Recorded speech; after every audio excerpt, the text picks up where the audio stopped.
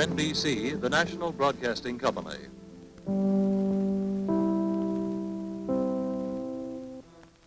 That sound is heard more often by more people than any other sound in America. Pulsing out from the transmitter tower into the tubes and coils behind your radio dial, whoever, wherever you may be. It's like a welcome knock on the door and the sound of the familiar voice of an old friend.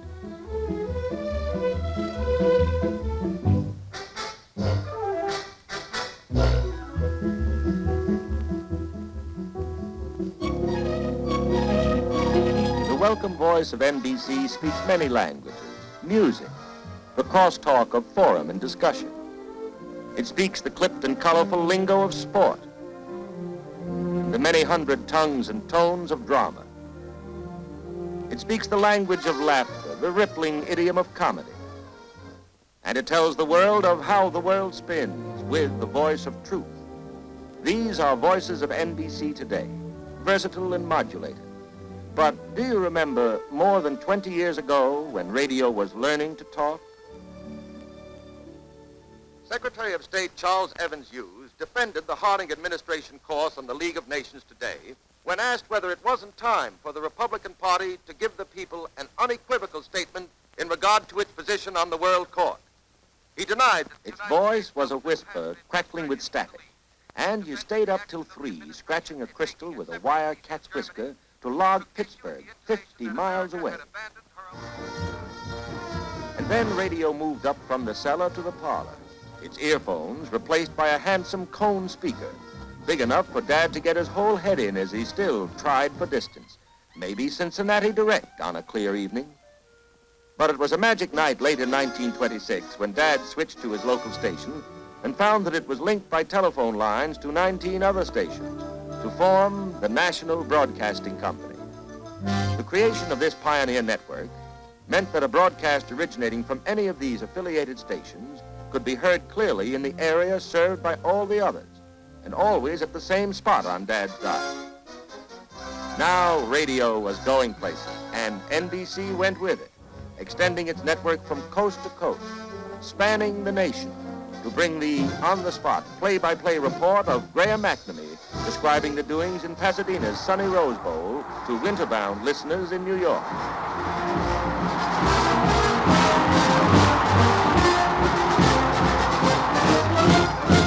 But millions of widely separated people were still to be turned into next-door neighbors. And so the cross-continental chain became a permanent web, and the web was woven into a fabric, and the fabric covers the nation, reaches up into Canada, across the Pacific, America's #1 network, more than 170 stations, independent community stations, of which only 6 are owned and operated by NBC.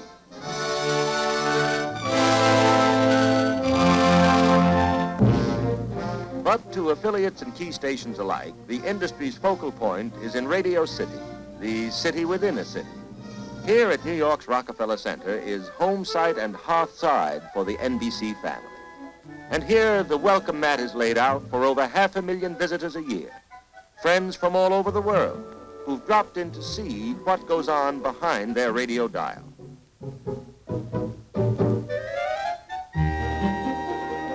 The NBC guides would have to be graduate engineers to answer all the questions that people ask on our regular tours about how a radio show is actually put on the air. That was a simpler story in the old days when this antique master control desk took only one man to operate. But today, it requires a whole team to man the panel board. From this room, programs all around the clock are routed over 16,000 miles of leased telephone lines to radio stations all over the nation. This is the nerve center of NBC.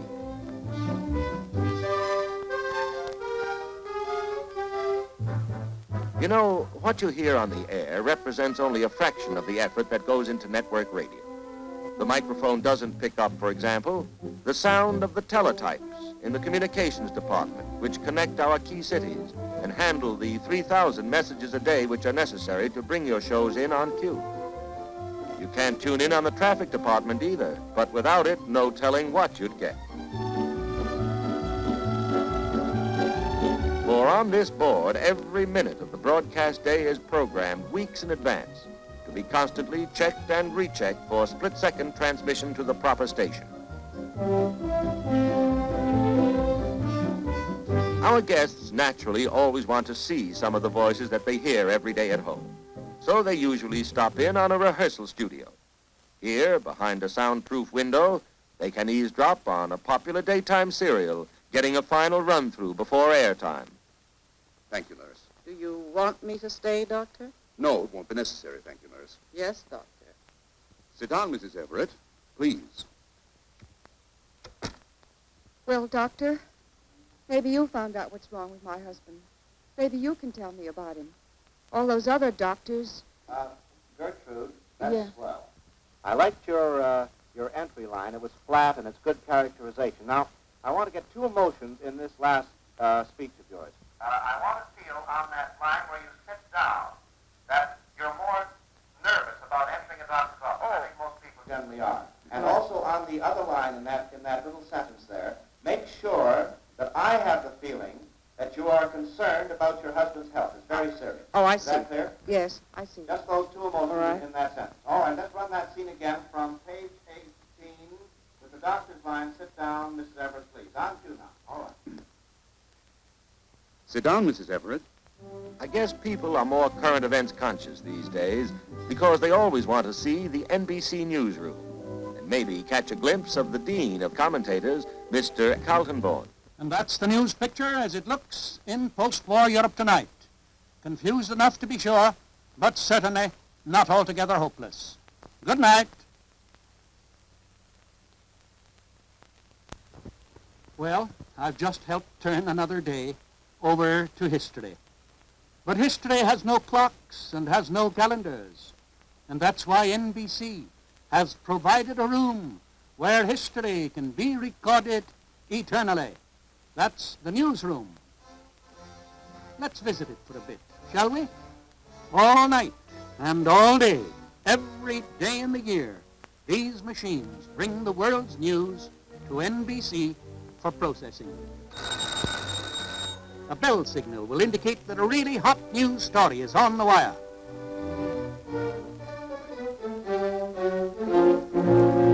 But usually, they just tick away the ordinary everyday facts about the daily doings of humanity, scarcely pausing between stories on the national debt, the international crisis, and the National League.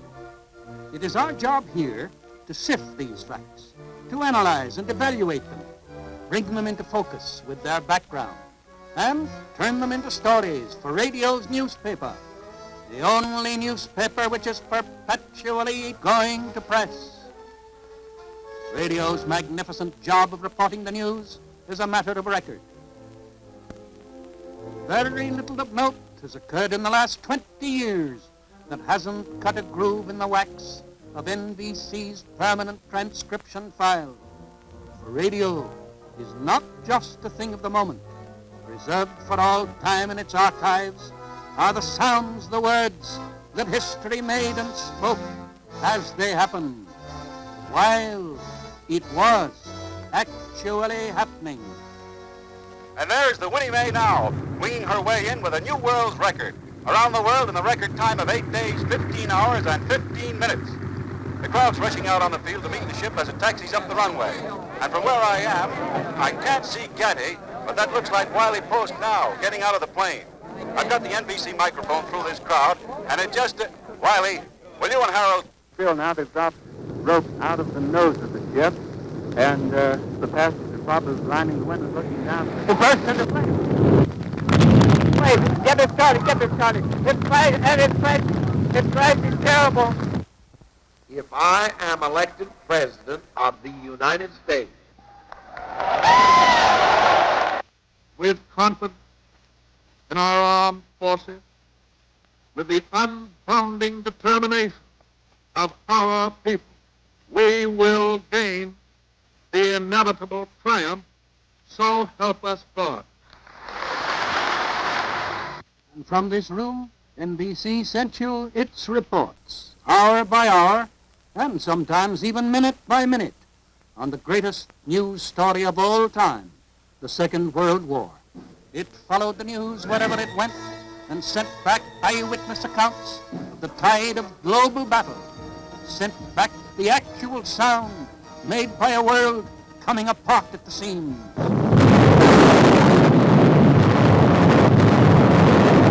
And so today, NBC News and Special Events, mindful of its obligation to keep America informed, has enlarged its facilities so that everyone, in sound of a radio, has his ear to the ground.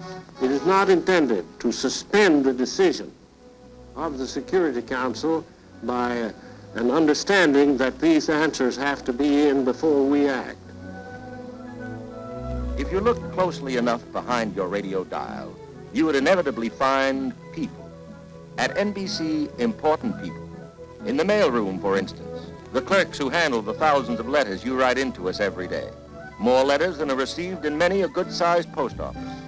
And the people in the information department who see to it that every letter is answered. For modern network radio is more than just a man with a microphone. It is 1,000 men and women performing tasks without which your receiver would be just a silent piece of furniture. Yes, radio is people. Everyone from the man who tells you who's in Studio 8H to the men who make a living slamming doors and breaking dishes.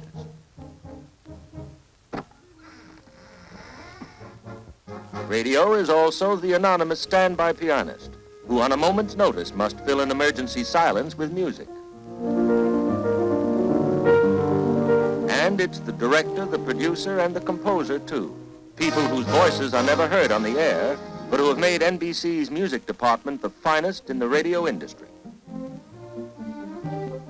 A mass of specialized detail goes into the preparation of a musical program. Every selection must first be investigated for clearance and performance rights.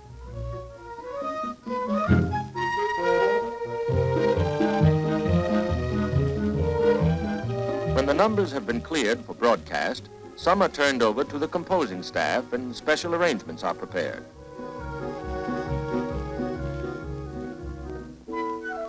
The balance of the program may come from orchestrations on file at NBC, the largest and most complete working music library in the world, containing everything from swing to symphony.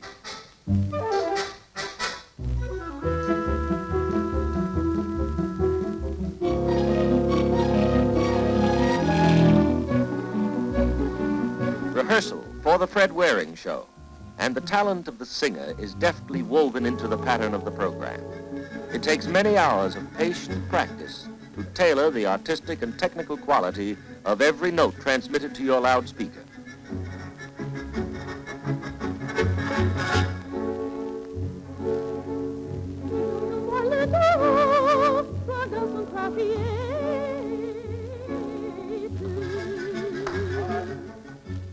Rehearsing, revising, rewriting, time to the relentless sweep hand of the stopwatch, and finally, they're on the air. Fred Waring and the Pennsylvanians broadcasting today from Radio City in New York. And here to greet you on this nice Thursday is your host, Fred Waring.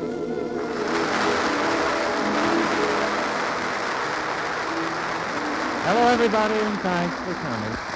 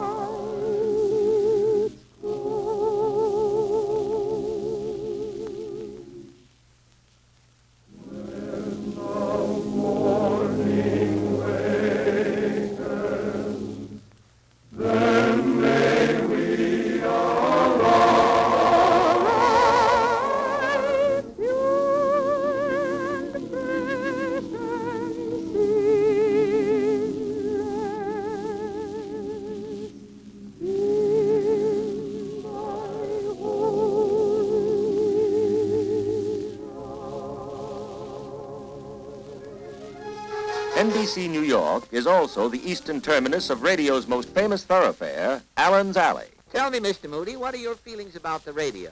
I don't hold with furniture that talks. Well, you have a radio. No, I had one in the hen house. Yeah? One day, all the hen's nests would be empty. Uh-huh. Next day, every nest would have 2 eggs into it. You mean? The hens was listening to Double or Nothing. Yeah. Co-capital of world entertainment is NBC's western radio city in Hollywood. The names they write in autograph books outside NBC Hollywood are those of the greatest stars in radio and the most in demand for advertising sponsorship. That's it? Yeah. Well, isn't it an exact likeness? Hello, George. I stood 3 hours. Gotta hurry and pack. We'll travel light. It's the thing to do these days. Where are the suitcases? Right here in the hall across. The money that advertisers spend to sponsor these shows pays for other programs, too. Non-commercial broadcasts in the public service account for more than 40% of NBC's scheduled time. The network makes free time available for roundtable discussions and farm and home programs. It provides regular facilities, free and impartially, to the 3 major faiths. And it divides the air fairly and without cost, so that the voices of labor, management, and agriculture can all be heard. But neither network nor sponsors ultimately decide what you shall hear. To determine the most popular types of radio entertainment, NBC engages in constant research. By telephone. Hello? This is the program rating service. We are conducting a survey of radio listening. Were you listening to your radio just now? To what program were you listening, please? By careful attendance to the wishes expressed in letters sent in by listeners all over the world. By carefully worked out scientific tests. Ladies and gentlemen, we have invited you here to participate in testing a proposed radio program.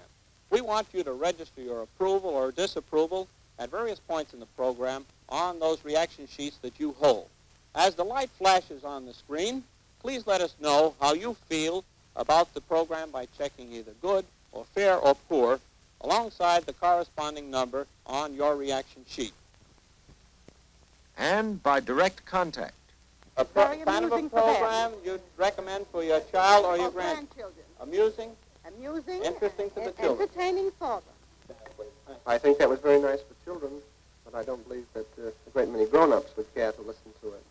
How did you feel? You've heard these older folks say it's a good program for youngsters. How do you feel being a youngster?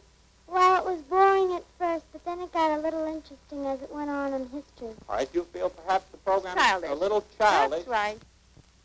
NBC's obligation to its listeners is founded on its basic respect for the American home. All material for the microphone is examined in the light of a zealously guarded code. The ordinary standards of good taste and public conscience incorporated into the network's program policy. For NBC knows that vigilance is the price that radio must pay for its stewardship of the air. It knows that responsibility is the first obligation of freedom.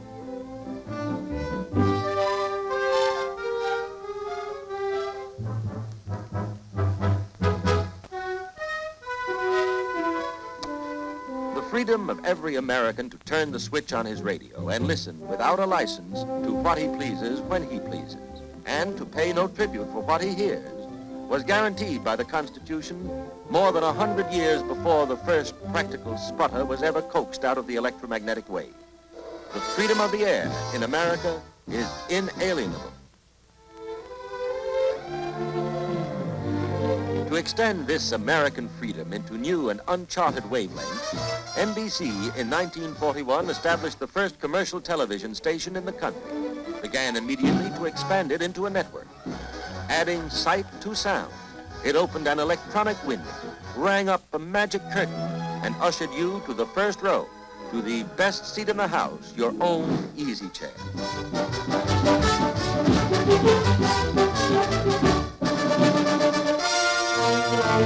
The more than 2 decades of NBC radio have been dedicated to the spirit of public service. Now, in bringing television, network television, out of the laboratory and into your living room, NBC rededicates itself in this same spirit to provide the greatest medium of mass information and mass entertainment in the world.